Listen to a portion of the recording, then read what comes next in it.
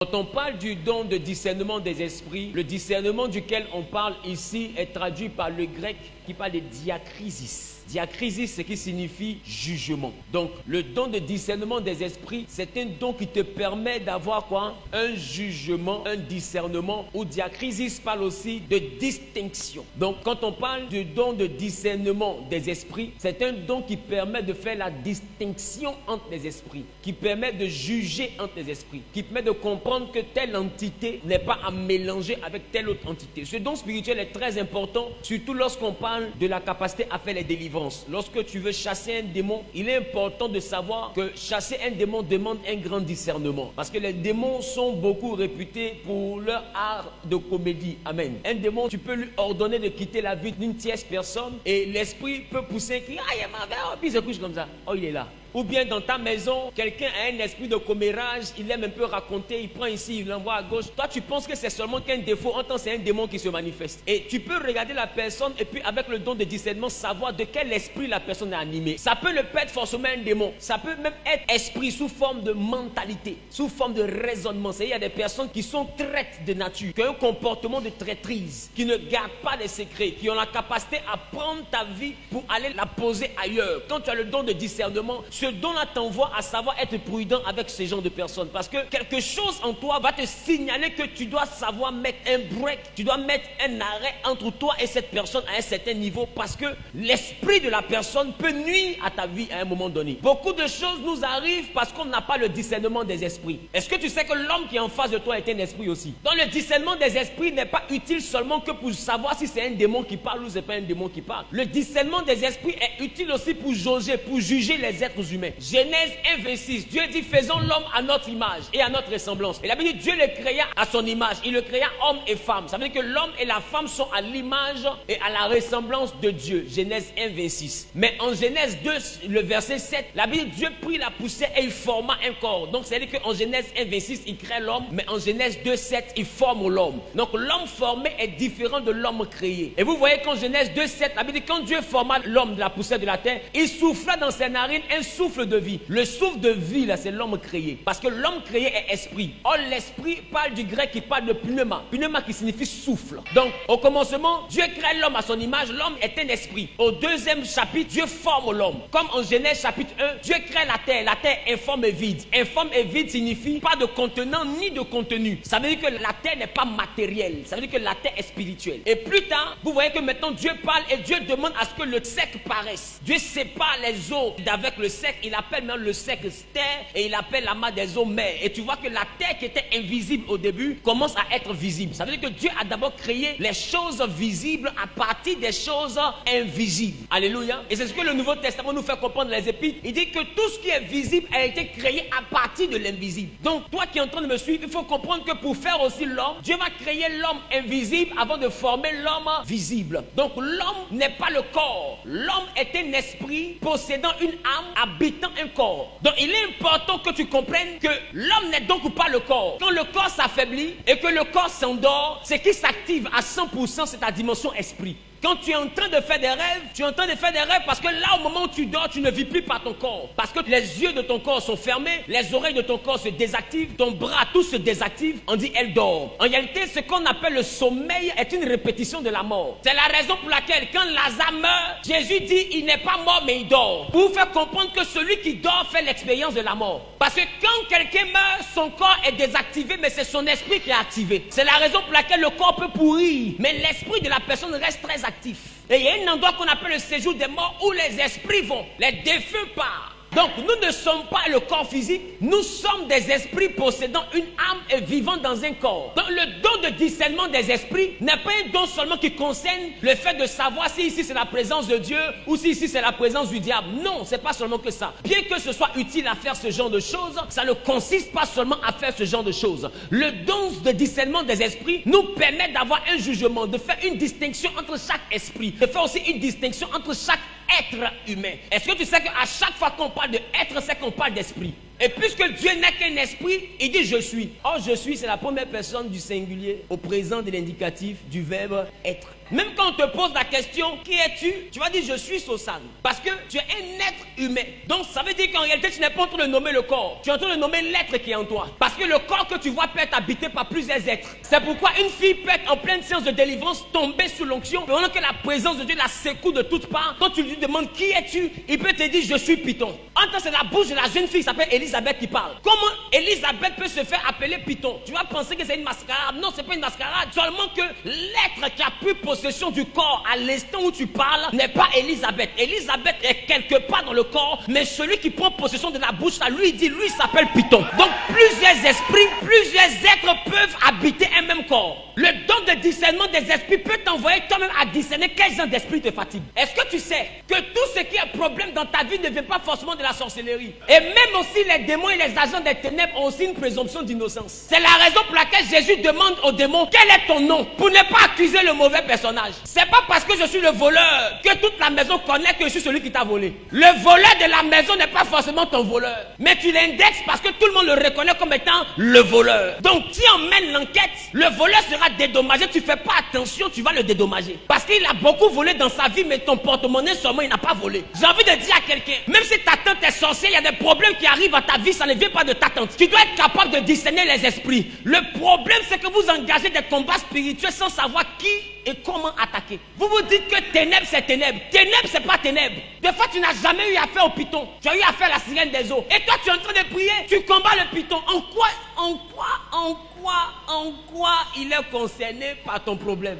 Mon ami, quand Jésus, je vous ai donné le pouvoir n'est pas fait pour l'abus de pouvoir. Le pouvoir dans son abus est un délit. Le pouvoir que Jésus te donne, tu ne dois pas en abuser. C'est la raison pour laquelle le feu, avant de le lancer, il faut être capable de savoir qui tu lances. Voilà pourquoi Jésus dit, un aveugle ne peut pas conduire un autre aveugle. C'est-à-dire, avant de commencer à faire quelque chose de surnaturel, il faut être sûr que tes yeux sont ouverts pour savoir où tu dois tirer. On ne tire pas pour tirer. Et j'ai envie de vous dire, il y a beaucoup d'esprits qui arrivent à vous vaincre. Pourquoi? Parce que c'est la loi de la semence et de la moisson. Ils réclament justice devant Dieu. Et comme Dieu est un Dieu qui est juste, si moi je ne t'ai rien fait que tu lances le feu sur moi pendant que je ne t'ai pas attaqué, j'ai le droit de demander justice à Dieu parce que ton feu a gâté quelque chose. Non, la justice peut envoyer Dieu à me permettre de gâter quelque chose. Parce que la Bible dit que l'âme qui pêche, c'est elle qui mourra. Donc l'esprit qui t'attaque, c'est lui que tu dois contre-attaquer. Tu ne dois pas attaquer quelqu'un qui t'a pas attaqué. Donc il y a des jugements que tu déclenches dans ta propre vie parce que simplement tu mènes un combat spirituel sur l'entité qui n'est pas responsable. Le don de discernement des esprits te permet de cibler,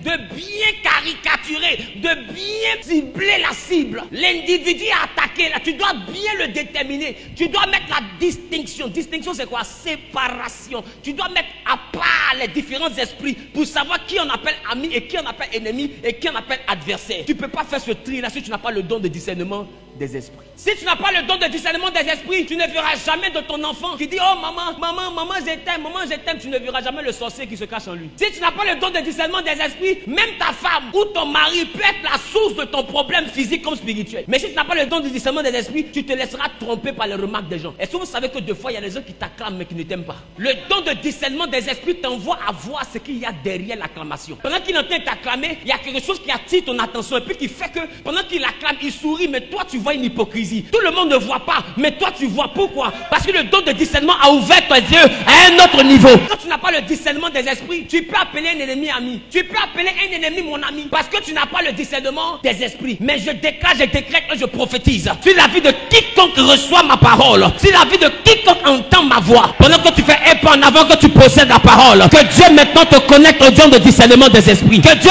élève ton entendement. Aïe, aïe, aïe, aïe, aïe, aïe, aïe, aïe. Je suis en train de dire à quelqu'un, nous sommes dans un monde où les gens sont tellement hypocrites que si tu n'as pas le discernement des esprits, tu vas marcher avec ton scorpion, tu vas prendre ton serpent pour le mettre dans ta poche. Si tu n'as pas le don de discernement des esprits, tu vas marcher avec ton ennemi et tu vas l'appeler mon ami. Je déclare, je décrète et je prophétise. J'ai dit si poison marche, c'est parce que ce sont les amis qui achètent. Mais le discernement des esprits peut t'envoyer à savoir quel est l'ami qui est capable de t'empoisonner. Yes.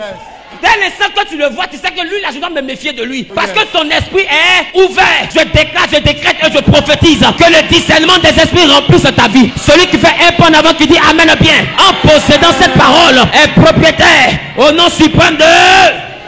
Quelqu'un dit je reçois le discernement. Dis prophète, annonce-moi la chose. Comme tu peux entendre discernement, définition zawitique, discernement ça veut dire cerner 10 fois. Celui qui a le discernement, c'est celui qui arrive à cerner 10 fois. Ça veut dire qu'il y a la facette de l'ami, ça fait une facette. Mais toi, tu cherches 10 facettes. Il ne faut pas regarder un seul visage, il faut regarder 10 visages. Il y a le visage qu'il a avec toi. Dis à ton mari, ça fait 1. Il y a le visage qu'il a avec ses anciens amis. Dis, ça fait 2. Parce que le visage qu'il a avec ses anciens amis sera le futur visage qu'il aura avec toi le jour où tu seras son ancien ami. Je déclare, je décrète, je prophétise que Dieu te donne de voir tous les visages. Au nom suprême de Jésus. Le discernement des esprits. Il te faut ce don spirituel. C'est à cause de ce don spirituel que les 12 sont appelés disciples. Mais Jésus dit, parmi vous, il y a un démon. Il a vu le démon. Il a distingué le mauvais élément. Avant même que Judas ne le trahisse, Jésus le connaissait. Pourquoi? Parce que le discernement des esprits avait déjà fait la part des choses entre chaque personne qui était devant lui. Ce don-là est doux. Ça évite problème. Et j'ai envie de te dire, quand tu as le discernement des esprits, des fois tu t'éloignes, on ne sait pas pourquoi tu es parti. Ah, mais la fille en marchant ensemble, un coup comme ça, je l'appelle, elle ne décroche plus. Elle ne décroche plus parce que son esprit lui a fait comprendre que tu n'es pas quelqu'un de bien. Celui qui a le discernement des esprits n'a pas besoin de preuves, il a besoin de révélation. Dès l'instant qu'il reçoit la révélation, lui-même il commence à s'éloigner. Des fois le discernement des esprits peut te montrer des songes. Voilà pourquoi la Bible dit Dieu parle tantôt d'une manière, tantôt d'une autre. Le discernement des esprits peut aller jusqu'à se manifester dans des causeries. Tu écoutes comment la personne parle des autres et puis Dieu est en train de te dire, de toute façon il parle des autres là. C'est de toi qu'il veut parler comme ça. En fait le problème, comme vous n'avez pas le discernement des esprits, quand quelqu'un vient calomnier quelqu'un auprès de vous, vous applaudissez. Or celui qui a bu boira. Celui qui a bu boira. Et le chien ne change jamais sa manière de s'asseoir. Le secret de l'autre qu'il est en train de faire sortir, c'est la même chose que toi, tu dois commencer à mettre une ceinture sur ta bouche. Ça veut dire que demain, ton secret sera sur le balcon. J'annonce à quelqu'un que Dieu te donne le discernement des mauvais amis. Que Dieu te donne des discernements dans les affaires. Que Dieu te donne le discernement dans la vie sentimentale. Que Dieu te donne le discernement au nom de... Dans le discernement des esprits, quelqu'un peut te dire je t'aime, je vais te marier. Mais le discernement des esprits peut t'envoyer à comprendre que c'est ton argent il veut. Le discernement des esprits, une femme peut te dire oh bébé nounou, tu es ma raison de vivre. Ah poutou, ah boulou. Mais le discernement des esprits peut te montrer que la femme là, elle te blague parce qu'elle vieillit, elle veut se marier forcée. Sinon l'homme qu'elle aime là, ce n'est pas toi. L'homme qu'elle aime là, ce n'est pas toi. L'homme qu'elle aime, ce n'est pas toi. C'est le discernement des esprits seul qui peut te permettre de comprendre ça. Et c'est parce qu'on n'a pas le discernement des esprits que vous mariez des gens qui font semblant de vous aimer. Et plus tard vous découvrez que la personne vous trompe avec celui ou celle qu'il aime réellement. Dans notre génération là, et puis aujourd'hui là, les gens ne se marient plus par amour. Beaucoup se marient pour beaucoup de raisons, de fois sauf l'amour. D'autres se marient parce que je vieillis. D'autres se marient parce que je travaille maintenant, je suis une femme. Et puis je prends de l'âge, il faut qu'on m'appelle madame tant. J'ai honte qu'on m'appelle mademoiselle. Donc le premier qui veut l'envoyer à la mairie, le soulève va dire lui. Ça ne veut pas dire que c'est l'homme de sa vie. Ça veut dire que c'est l'homme qui va enlever sa honte. Et en fait, c'est un bouclier anti-honte. Ce n'est pas un mari, c'est un bouclier anti-honte. On l'a tellement critiqué qu'elle préfère le prendre pour faire le bouclier. Non, lui, il est là quand on dit, hey, on veut te critiquer, elle dit, je suis madame tant. Quand il dit, je suis madame tant. Donc en réalité, elle ne t'aime pas, mais c'est ton nom là, elle aime. C'est ton madame là, elle aime. Et des fois dans les foyers, les gens se rendent compte qu'avec le discernement des esprits, beaucoup réalisent devant qu'ils ont mal fait le choix. Parce que le discernement des esprits t'envoie à comprendre tôt ce que tu allais comprendre tard. Est-ce que je vous ai parlé de cet homme de Dieu là, qui chassait les démons, qui faisait tout? Or sa femme était sorcière. Un autre prophète arrive, l'homme de Dieu il prie, il cherche le problème. Ce qu'il ne sait pas, c'est que le problème est assis à côté de lui. Et c'est son collègue qui vient inviter dans le programme de l'homme de Dieu à l'église. Libre onction comme ça, maman pasteur à terre, brou. Je ne sors pas. Hey. Aka, il y a ça dedans. Dis à ton mari, il y a ça dedans. Maman pasteur à terre comme ça. Ouah. Yeah. Ma chérie, tu es femme ou bien tu es woubi? Toi-même, faut voir. Toi tu parlais bien. Oui chérie, tu es devenu wow. Le discernement des esprits. Est-ce que vous savez que Satan peut t'envoyer à rencontrer un homme juste pour gâter ta destinée? Mais le discernement des esprits peut t'envoyer à comprendre que lui là, si tu le maries, ta vie sera dans les problèmes. Le discernement des esprits peut te montrer que l'homme qu'on envoie pour faire affaire avec toi, ce n'est pas un bon partenaire d'affaires. Si tu fais affaire avec lui, tu vas finir en prison. Le discernement des esprits te fait voir. Et puis tu es assis, puis tu dis, je veux faire, mais il y a quelque chose qui me retient. Je ne sens pas l'affaire. Je ne sens pas le business là. Écoute, c'est le discernement des esprits. Et majoritairement, quand ça rate, tu dis quelque chose m'a dit. À qui quelque chose a dit quelque chose. Et puis devant là, tu as vu que tu as raison. C'est ce qu'on appelle le discernement des esprits. C'est un don spirituel qui est trop utile. Dieu lui-même fabrique l'homme. Et puis il dit, le cœur de l'homme est méchant. Qui peut le connaître? Alors Dieu, pour te protéger de l'homme qui est mauvais, là, il te donne un don qu'on appelle le discernement. Là, quand tous les autres hommes ont des capacités naturelles et n'arrivent pas à savoir qui est en face d'eux, le discernement t'envoie à savoir qui est en face de toi. Il y a des gens qui ont appelé, hé papa, fais attention à ceux qui te complimentent beaucoup. Celui qui t'aime ne crie pas trop. Celui qui t'aime, il t'aime par sa loyauté, par sa fidélité, par son engagement, par ses actions. Celui qui t'aime beaucoup par sa bouche est un flatteur. Quelqu'un qui est toujours en train de te dire, oh tu es belle, tu es l'homme de ma vie. Non, si tu n'es pas croisé quoi. Majoritairement la personne veut gagner ta confiance. Autant celui qui veut gagner ta confiance a de bonnes raisons de perdre ta confiance. Donc il veut gagner ta confiance en te qualifiant beaucoup pour ne pas que tu remarques le domaine qui peut l'envoyer à perdre ta confiance. En réalité, c'est de la manipulation. Or vous, quand quelqu'un vous s'élève au trône, vous dites, celle elle est prête pour moi. Écoute-moi bien. Le discernement des esprits va de fois dans le sens opposé de celui qui affiche son amour. Et de fois quand le discernement se manifeste, tu as des doutes à l'intérieur de toi, mais toi-même tu n'es pas sûr que tes doutes sont fondés. Donc tu préfères être prudent. Non, et même il y a trop de preuves. Écoute, les preuves, il faut laisser preuves. Laisse les preuves. Le cœur de l'homme, il est avec toi lundi, mardi, il est contre toi. C'est le discernement des esprits seul qui peut te protéger. Je déclare maintenant pour terminer que la capacité à discerner les esprits descende dans ton intelligence, descende dans ton regard, descende dans tes oreilles, Amen. Descende dans tes pensées. Amen. Que tu arrives à voir avec le cœur de Dieu, que tu arrives à voir avec les données de Dieu, que tu arrives à voir avec les informations de Dieu, que Dieu te donne la capacité de comprendre ceux qui t'entourent, de comprendre leur fonctionnement, leur mentalité, même leur face cachée, au nom suprême de Jésus. Pendant que je parle maintenant, celui qui dit Amen plus fort que son voisin reçoit. Celui qui dit Amen plus fort que son voisin reçoit. Celui qui dit Amen plus fort que son voisin reçoit. Au nom suprême de...